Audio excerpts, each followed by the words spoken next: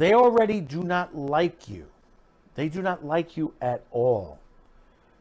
You may have a small base fans that will come for it, but I think they will think twice.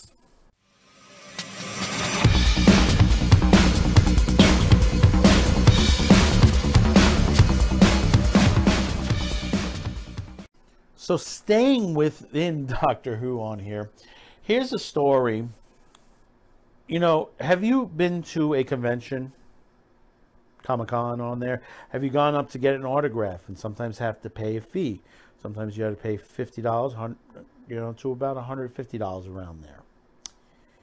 You know, most cases, I don't think you've paid no more than $100 on the average. I mean, I've never paid that much for a, I think the last signature that I've gotten that was many years ago with Scotty for his passing. James Doogan was my last signature on there. I haven't stayed on lines for many years, even though I've gone to Comic-Cons, but I've never gone to get any newer signatures on there. It just becomes, you know, it's become a headache to stay online, you know, missing out on a lot of other information and basically heading over to Hall H for an event. You know, there were a lot of events that goes on in many of these Comic-Cons. But getting to the point of this situation, here we go with Jodie Whittaker, who's leaving the show. And supposedly, I think she's going to be appearing at some, let me catch this on here correctly, that there's some sort of convention coming up soon on there. And it's basically London's Comic-Con, which will be next month, February, in the UK. And supposedly Jodie Whittaker is going to be here. And she's having a meet and greet. And the meet and greet is going to cost fans £220, which is equivalent to about almost $300 US. $300 US. Shatner does not charge that much. Shatner charges around $100. Are you flipping kidding me, Jodie? Are you flipping kidding me? You are the least popular Doctor Who these days. And you're going to sit there and charge people $300 for your autograph. Trust me, you are not going to have a line, Jodie. You're not going to have a line at all. They already do not like you. They do not like you at all. You may have a small base fans that will come for it, but I think they will think twice. Let me read a little bit of this off the Mirror. Good Lord, the time is big money when you meet Doctor Who.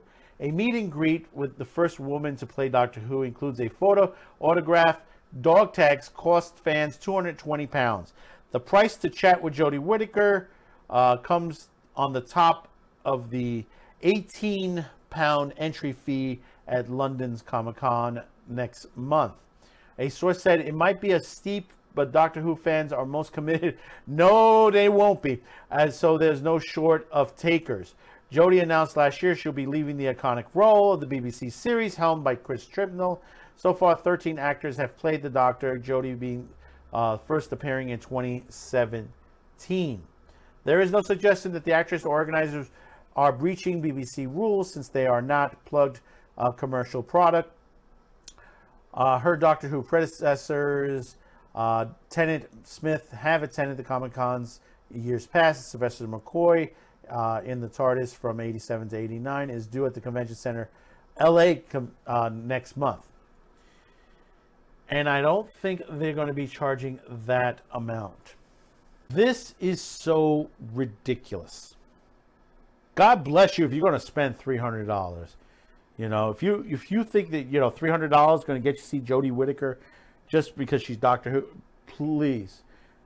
You know, I would not shell out. And I know those of you out there, tell me in the comments, would you, even for any, tell me as far as anyone, if you're at a Comic-Con, who would you shell out $300 for? Would you shell it out for anyone out there? Would you shell it out for Shatner?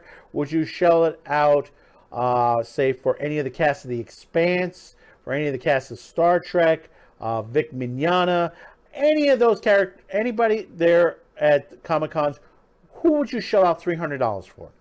Please tell me. I wouldn't shell it out for anyone. I wouldn't go above $100.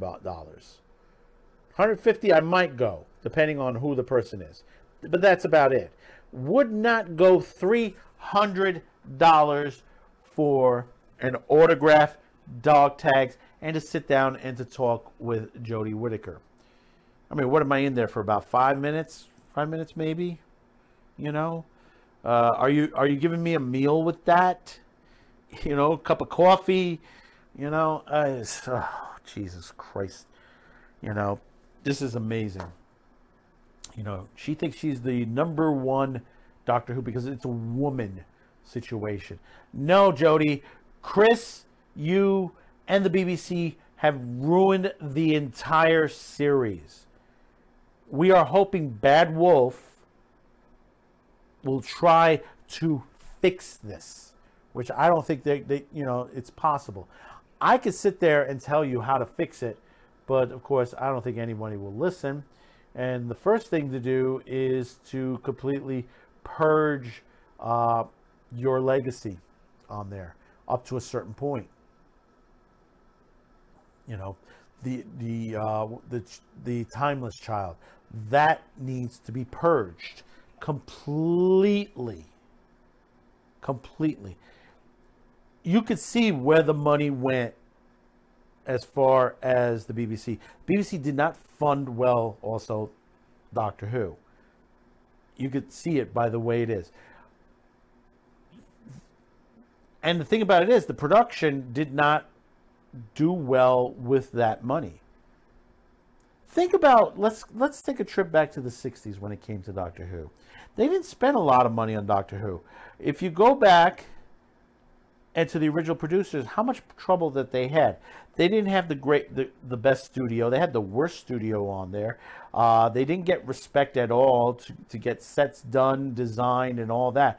But they were able to design the stuff, stay within budget, and produce a really great show. All you have to do is go back and look at The Unearthly Child, the first episode, and every other Hartnell that shows the Troughton, you know, every season on there from the original classics. Go look at all of them. You know, they had some hits, they had some misses, and they had some stuff in between. But still, they created a good series.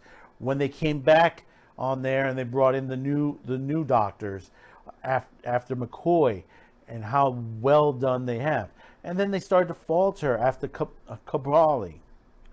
You know, when you got on there, and then when you got to Whittaker, it was like all bets were off on there. For you to sit and to think that fans are going to shell out this money, no, Jesus Christ. Think twice. Don't show up, Jodie. Don't show up. That's a total joke in itself. It is a joke. You know, this is the things that you go through that when you think, you know, what is it, delusions of grandeur? You know, have I slipped in delusions of grandeur? Have I, when did IQs sharply dropped while I was away? You know, oh my God. Oh, this is where we're at when we got to this level. When certain actors or actresses think that they're just literally above